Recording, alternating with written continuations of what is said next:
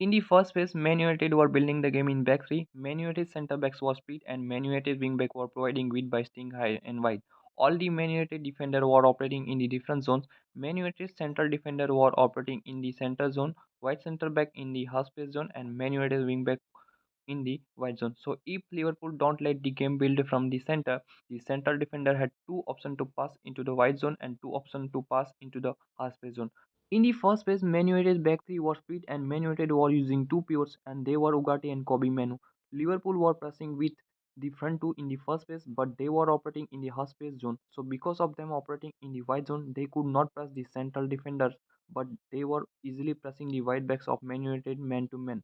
So when the wide backs of Man United had the ball, they were under pressure from the front two of Liverpool. Now in the first phase, Man United back line was of three players and Liverpool front line was of two players. So in the first phase, Liverpool had the number advantage of three versus two players.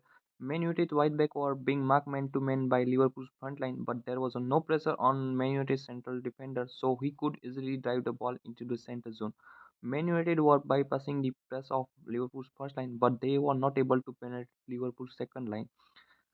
Liverpool's second line was of three players and they were Cody Gakpo, McAllister and Curtis Jones. As we discussed, Man United were using two pivots, so Liverpool had a number advantage of 3 with 2 players in midfield. So playing passes to Man United pivots was dangerous. So Man United central defender preferred playing long balls or passes to their wing backs. Liverpool's midfielder had no chance to cover Man United wing backs, so when Man United wing backs were receiving the ball, Liverpool's fullback was forced to press Man United wing backs. And when Liverpool's fullback was going forward to press, Liverpool's defense line had only three players, but there was no United player on the far side, so Liverpool's backline could rip wide, and that depends on which side the ball is on. So when Liverpool's backline drifted wide, the space that was being created by Liverpool's fullback going forward was closing. On the other hand, because of Liverpool's fullback pressing, space was being created in the wide zone, and at the same time, Man United's attacking midfielder Bruno Fernandes was drifting wide from the center, but he was being tracked back by Liverpool's midfielder.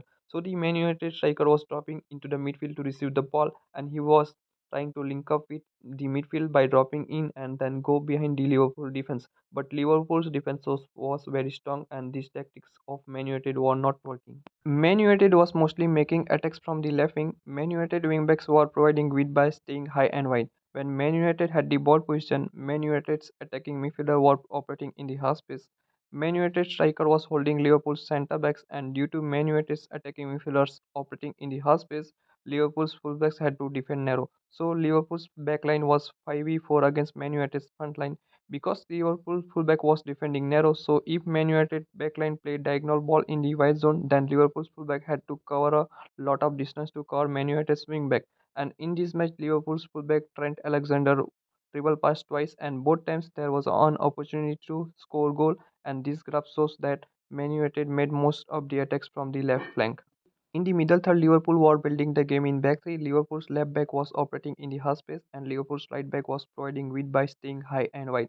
Man United were defending in a 5-4-1 shape in the middle third, so Liverpool had a 3 versus 1 number advantage against Man United's frontman, and Liverpool's right back were easily bypassing Man United's frontman.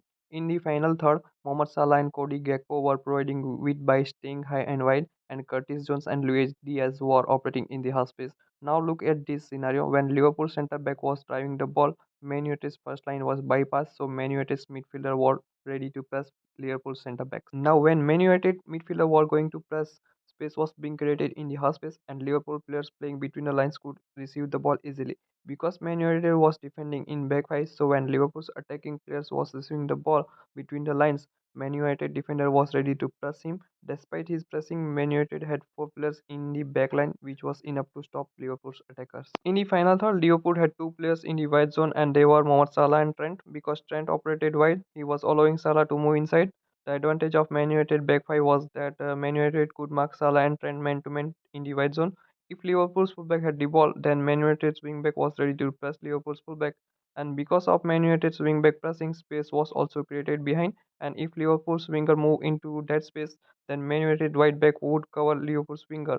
And despite two defenders of Man United being out of position, three players were left who could protect the central zone. In this way, there was a 2 versus 2 situation in the white zone, and Man United did not have to move any midfielder into the white zone for covering, and he could protect the areas only, staying central, and the gaps were also not opening. If you have watched this video till the end, then you must have definitely liked the video. You can check my playlist where I have posted video of tactical analysis of English Premier League, Champions League, La Liga. If you like the video, then like and share the video, and don't forget to subscribe to the channel.